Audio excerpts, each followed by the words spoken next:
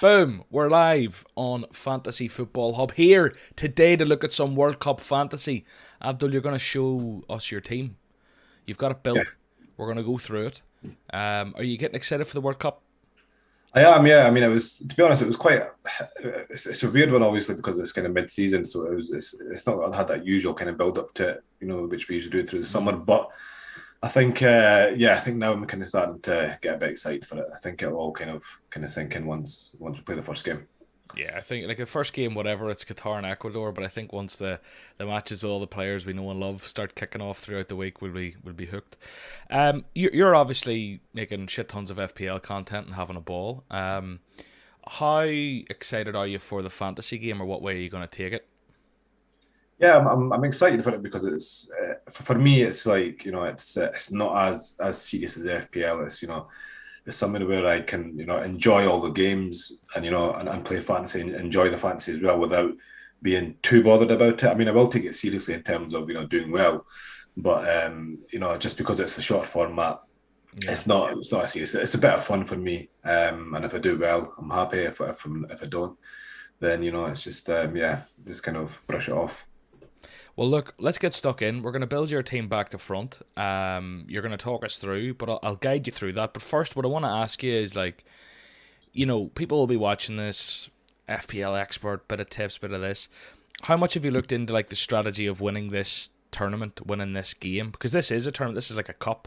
It feels like a cup because it's short form. You need to do well quick, and you need to just be winning, winning, winning.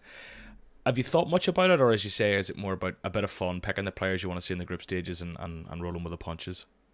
Yeah, no, it is a bit of fun, but I mean, that doesn't mean I don't take it seriously. I've looked into all the strategies, and I have got a strategy in place, in terms of when I'm going to use my chips, when I'm going to use the wild card.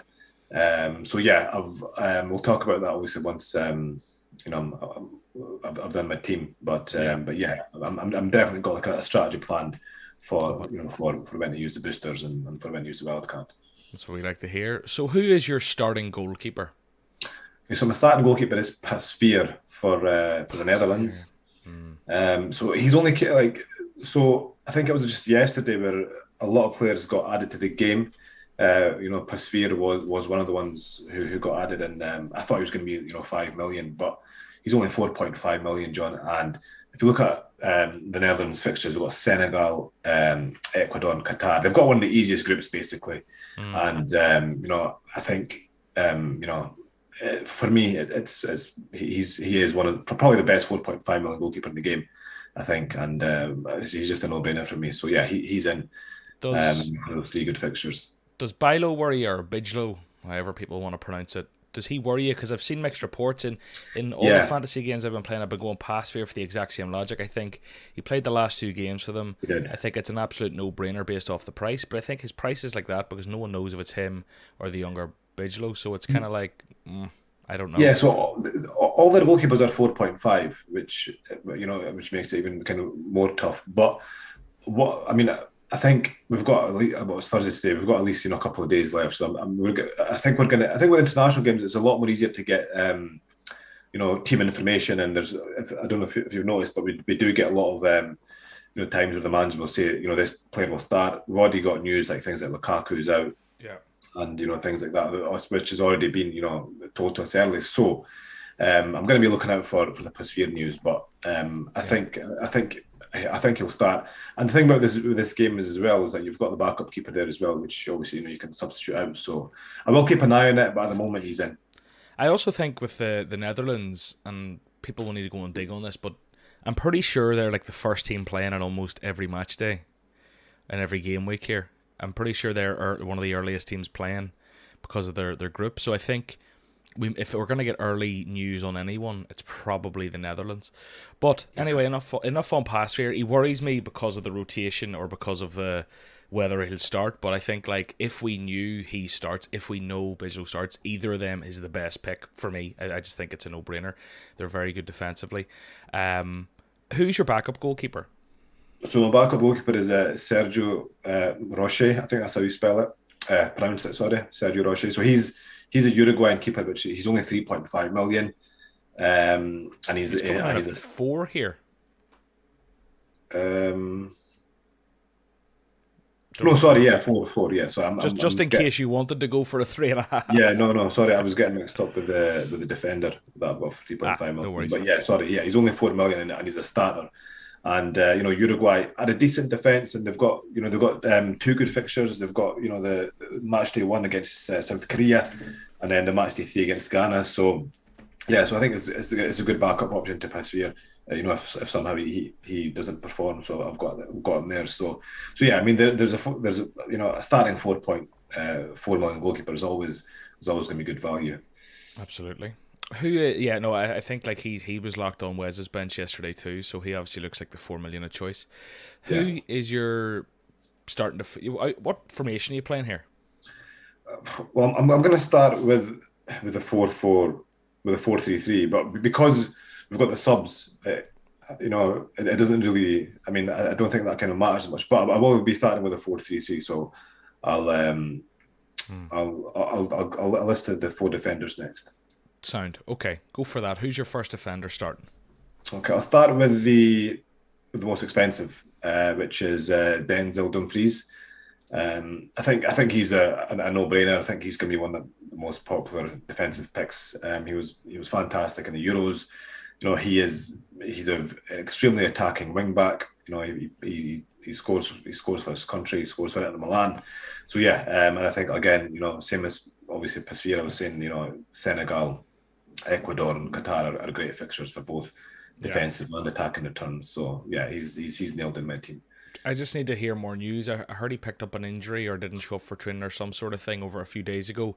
I don't know how it's transpired since. He could be firing on all cylinders, but that was the last piece of news I heard. I need to hear more before I pick him, but maybe you know something. Yeah, so there has been kind of an update where he was asked in an interview, if he was fine, and he said he was totally fine and fit for the last one. Then I'll stop scaremongering.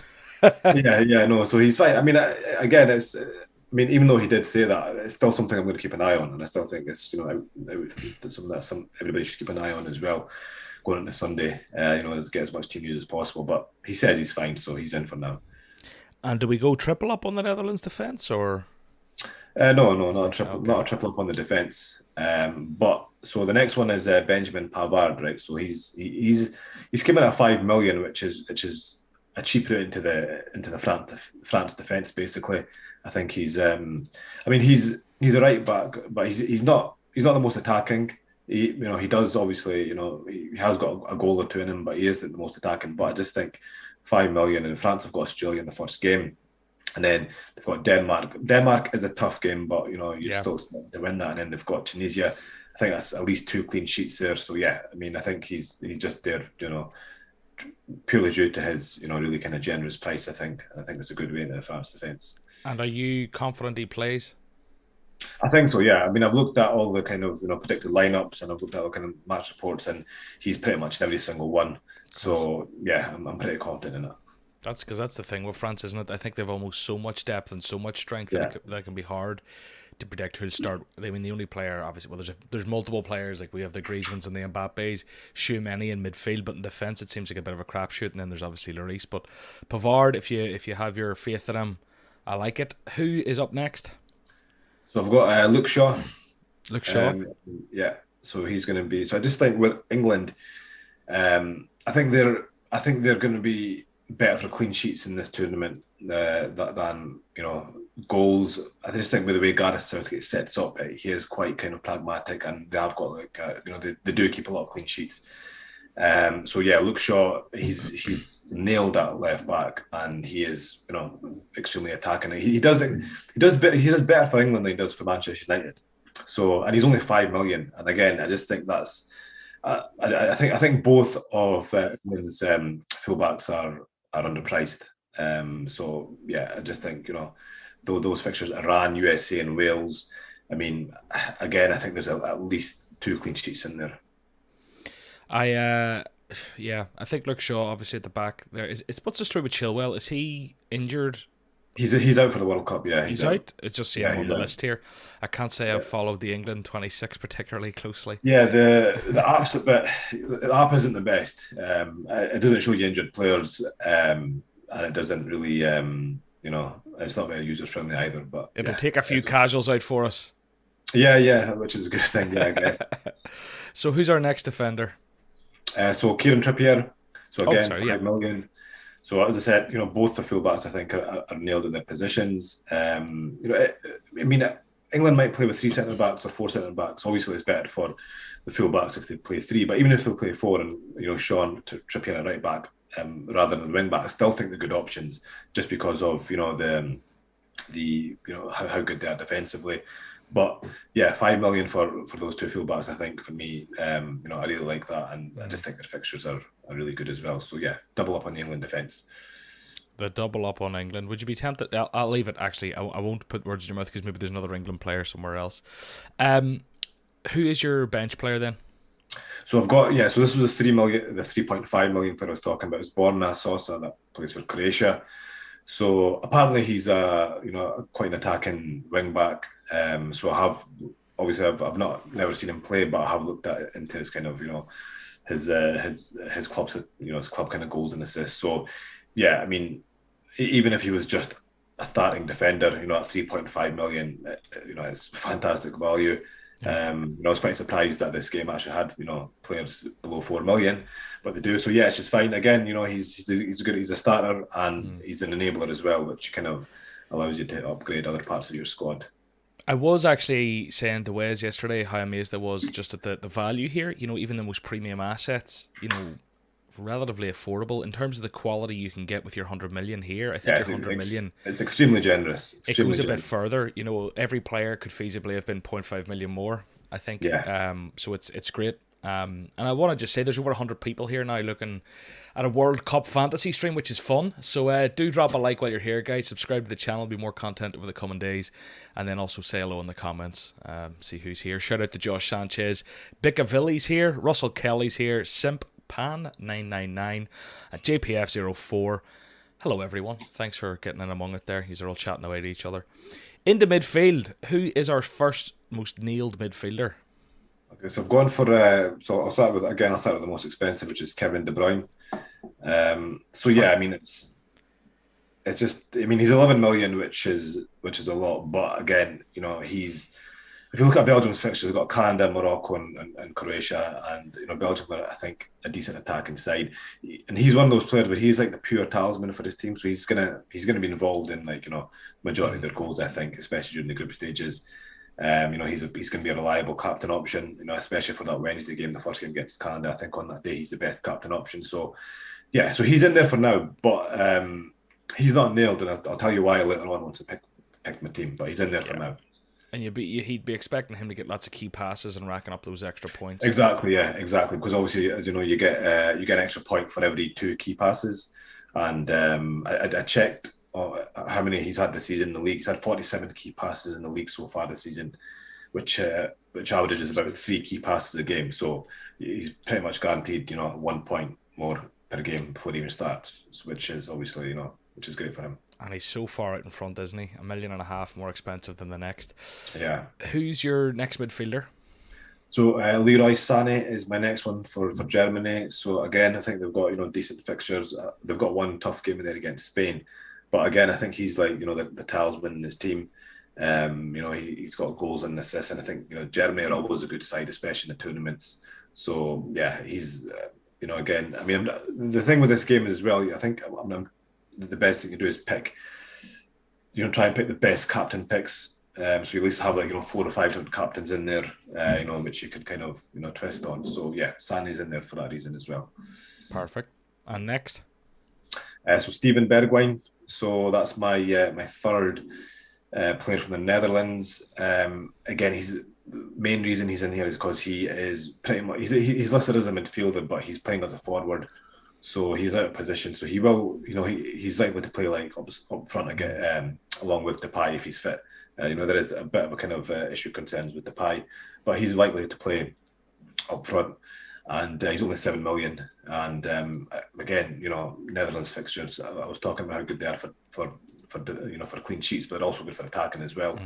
Especially that that Qatar fixture in Matchday 3. So yeah, he's probably one of the ones who's quite nailed in my team.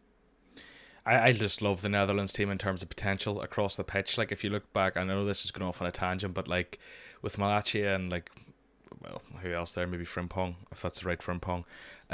Outside that, like Xavi Simons, Gravenberch hasn't really sort of hit the ground running at Bayern Munich. Kenneth Taylor, the talent in this team. Cook Miners over at Atlanta.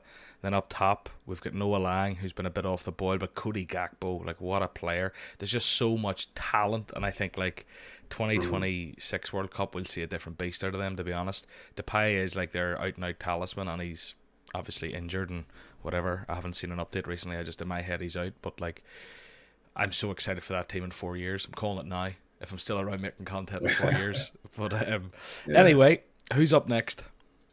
So I've got Leandro Trossard for Belgium as well. So again, the main reason I've got him as well is he's 5.5 million, which is cheap, and he should start. And he's been on great form, as we both know, John, in FPL this season. In the league domestically, he's been fantastic. So hopefully, kind of carries that form into this competition. I think he'll probably play in the kind of front three, for Belgium. So I think Lukaku's injured as well. He'll be out for Matchday 1 and 2 for sure. I've seen today. So yeah, I think he's good to go. Yeah, I think like Belgium are a funny one, aren't they? Because like obviously Hazard's there, who is a player that we maybe wouldn't be thinking about because of how quiet he's been over the last few years, but still when he shows up for his country. And then like in that front three also, who have we got? Thorgan Hazard maybe, and there's Trossard, Lukaku, De Ketelaere. I'm surprised Doku's there with his injury trouble. Origi might get a few minutes. Openda's been playing great in France. Batshuayi played in the most recent game they played, I think. There's just so many people there, but no one who's like, unless Lukaku was fit. You look at that and I'm like, I have no idea who they're starting in the front three. Yeah, I mean, I think they've got a good attack. I would definitely say, but they have got quite an aging defence. I think with kind of Vertonghen and Vermaelen there. So I don't quite see them being.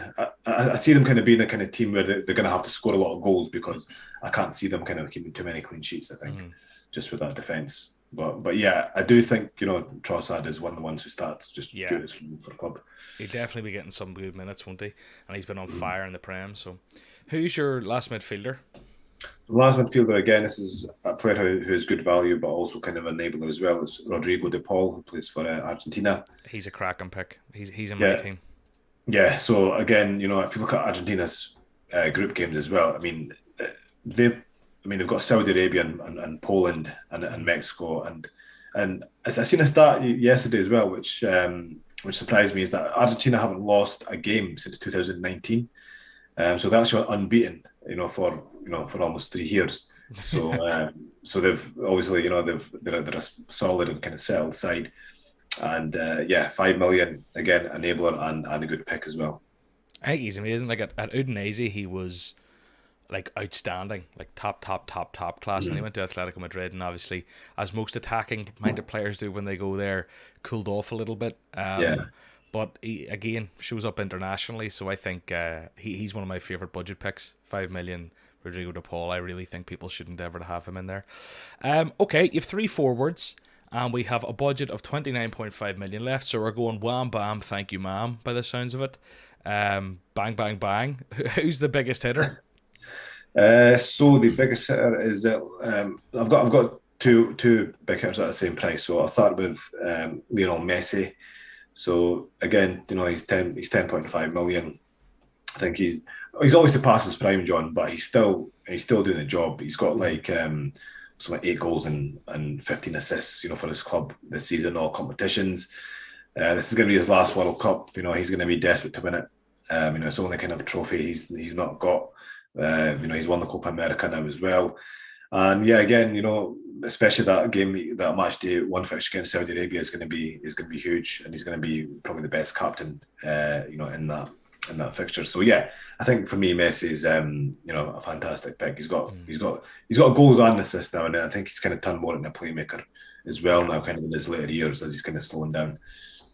Yeah, key pass wise, and even just getting the goals and assists. And for me, I think it's mad that Messi's $1 million cheaper than Mbappe. People might disagree. I just think when you look at both teams, their performances, you say Argentina unbeaten since 2019 or Yeah. whatever it is, and then we've got Mbappe there. France have been struggling. They've already been beat by Denmark in the last 2 times they've played them, I Yeah. think, and they've got them in the group. And I don't know. I love Mbappe, trust me, but Messi being a million cheaper given the fixtures, I just think it's you have to pick Messi out of Messi and Mbappe, but you don't have to. You never have to, and that's the fun of this game. There's a million ways you can play, particularly this World Cup. There's no outright template, I don't think. But I don't know. I just think Messi at 10.5 is like he should be 100% picked, but maybe I'm wrong. Maybe he goes and they go out in the groups. Who's your second forward? I'm guessing it's Vinicius or Neymar based off you saying you two at the same price. Yeah, Neymar. Again, he's on penalties. He's a kind of talisman for his country. And if you look at Brazil's fixtures, I mean, they've got. I think Serbia is probably the toughest game. Then they've got Switzerland and Cameroon. And I think actually going into this competition, Brazil are favourites to win. They were at 20% last time I saw. And so I mean, they're favourites for a reason. They're always do well in the tournaments. And Neymar, I think he's having the best season in quite a while. He stayed injury free. If you look at his record in the last 4 or 5 years, he's only played he's not played more than 20 league games. And this season he's been totally injury free. He's got about, I think he's the top scorer and or second top scorer behind Mbappe in the French league this season with 10 goals, and I think he's got something eight assists. So he's been in absolute fire. And I think he's kind of in his prime, and this World Cup has come at a really good time for him. So for me, he's pretty much kind of nailed in my team. I think he'll do really well in this tournament. He always does well for Brazil, and I just like those fixtures for him as well. Yeah, I think he's an absolute weapon. It's funny how Messi shows up and all of a sudden he doesn't want to be injured anymore. Was it his sister's birthday party or something he went off to? Yeah. I've heard stories about that. Some of the injuries have been, I don't know how true that is, though. You probably know more about that than me. Now that him, Leo, and Mbappe are there, he's having a ball. Josh points something out in the comments there, which is very fair. Key passes don't give points to forwards. I keep messing that up. It's such a new game, and we're it's not like we've been playing this game for years, and I keep kind of alluding to key passes for all positions when the key passes are for midfield and shots are for forwards. Tackles are also for midfield, aren't they?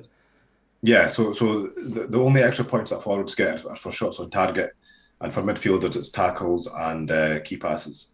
And defenders don't really get anything extra, do they? No, they don't. No, I was surprised because and I thought they'd have the same rules as the Champions League game. So in the Champions League game, the defenders get points for recoveries, but nothing for defenders in this game. I see Elevenify. Oatnip, what your names are hard to say. Super Dupers here though, and Miles Smith, and then Gavin Laws I see chatting away there. Hello to everyone, how are we getting on? Drop a wee comment, like the video while you're here, and subscribe to Hub. There's also, by the way, I think you might know the details of this better than me. I should really know all this. I think it's a £1,000 prize league for Hub members. So if any of you are members watching, you can make sure you enter that. Just check out Fantasy Football Hub. There's loads of articles over there on all of this. And if you haven't signed up and you fancy signing up, there's 30% off using the link in the description. I think you can also sign up for free and use some of the features and tinker about and see if you like it. We've one more player, and you have 8.5 millies in the bank. Who are we going for? So I've gone for a double up on Argentina attack. So I've got Lautaro Martinez. Again, just similar reasons to why I picked Messi is that he's a goal scorer. He's got good fixtures, and I just think at 8.5 million, he's a good option. I mean, he was like the last pick in my team, so I'd picked my team and had 8.5 million left, and I thought out that kind of budget, he was the best pick. That's the full team done now, isn't it? It is, yeah. I like it. Who would be your bench then? Because you've got I put Rodrigo, De Paul, Trossard, and Sousa. Yeah, that'll be my bench. But also, just to kind of clarify as well, I might be playing the 12th man chip this week as well and bringing in Mbappe. So I just think with that strategy, because France have got Australia in game week 1, and then they've got the toughest game in Matchday 2 against Denmark. So you have them for the Australia game, and then you can bring them in for Matchday 3 against Tunisia, which is a great fixture. So at the moment, that's kind of my plan as well, is playing the power, the 12th man chip in game week 1. And I was going to say, just because you've looked at those chips, go into that a wee bit more if you don't mind, the strategy people should be having around when to play those. Because people But haven't. It's not. Sorry to keep putting in. It's not necessarily in FPL players' minds to play chips at the start of a tournament. We're so accustomed to wait late, save them. But is this a case of get them out early? yeah, because we've only got like what 8 game weeks if you're looking at it that way, because we've got 3 match days and we've got last 16 quarterfinals, semi-final, finals. Yeah, so we've got 7 game weeks, right? So we need to kind of we can't be kind of holding them. So I don't think there's I wouldn't say there's like a one way to play these, but I really like that Australia fixture. Obviously for Mbappe, I think it's the best fixture of the tournament. So I'm playing that, and in the wild card, what I'm thinking of doing is playing that in either match day 3, or the quarterfinals, because match day 3 is like some teams will already be qualified, so there might be a bit of rotation there, and etc. etc. So I'll need to see what the situation is in terms of which teams are qualified. If I've got players like from a team who's already qualified and there's a chance of a lot of them being rested, I'll play it in game week 3. But also, I think another good time is to play it is in the quarterfinals, because we get unlimited transfers after the group stages, for the last 16. So if you kind of what you can do is that you can go all out on certain teams, and if one of those teams get put out, then even with the 4 free transfers that you get, you might be in a bit of a pickle. So I think those are 2 good times to play it for me. So that's what I'll be. That's kind of what I've got the strategy in my head at the moment. And so again, wild card would probably be a bit, kind of fixture, results dependent. And I kind of mentioned earlier as well that the Kevin De Bruyne might not be in my team. So what I might do is, instead of going for De Bruyne, I'll go for Mbappe, and take De Bruyne down to a cheaper midfielder, and then put Martinez up to Mbappe, and then still play the 12th man chip, because in that way you actually get 4. So if you play the 12th man and the power captain, you actually get 4 Mbappes for game week 1, which is insane. Can you play 2 chips in 1 week in this game? Yeah. So you can play. Jeez. The 2 chips in 1 week. So if you do the 12th man and the power captain, then you're getting 4 Mbappes for Australia, which that's assuming that he's the highest scoring player, because 12th man adds him, and then the power captain picks your highest scoring player. So exactly. If it isn't Mbappe, it isn't Mbappe. But whoever it is, and you imagine Messi might bag, De Bruyne might bag, Neymar might bag, you have double points. So you come out the gate flying. So probably double chip first week is probably meta. Is it? Is it the way to play? I mean, from what I've seen, I think it's a definitely good strategy. It's a sound strategy to use. And I don't see much wrong with that. As I said, we've only got 7 game weeks, and so you just got to take your chances when you can. And I think like the power captain, you really need to be using it in the group stages when the games are easier. So you want to use your power captain early. You probably want to use your 12th man early, where you can pick a guy to target a fixture, like Mbappe when he's fit and firing against Australia, when he doesn't fit in your team. So playing both those early makes sense. I'm all about it. I'm all about it. I mean, as I said, it's a short format, so it's like there's no sort of long-term planning here. It's all kind of like next game week. So yeah, I think that's part of the reason why I enjoy these as well. It's quite fun, so you can just don't have to wait until game week 15 to use your wild card, like we do in FPL, or the double game weeks in game week 30 to use your bench boost. Just go straight away. All guns blazing. I love it. Is there anything else to add before we wrap up? No, I don't think so. Think so. Well, this is the final team from Abdul: Pasveer, Denzel Dumfries, Pavard, Luke Shaw, Trippier, De Bruyne, Leroy Sané, Steven Bergwijn, Messi, Neymar, and Lautaro Martinez. And then on the bench we have Sergio Roche, Rodrigo de Paul, Borna Sosa, and Leandro Trossard. Probably not in that order, but that's just the way they've arranged them. Abdul, thanks a million for your time. I hope everyone enjoyed this. If you did, please drop a like before you leave, subscribe to the channel, and if you want to take part in that £1,000 prize league, if you're a member of Hub already, make sure you do join that. And if you're not a member of Hub and you want to sign up, use the link below.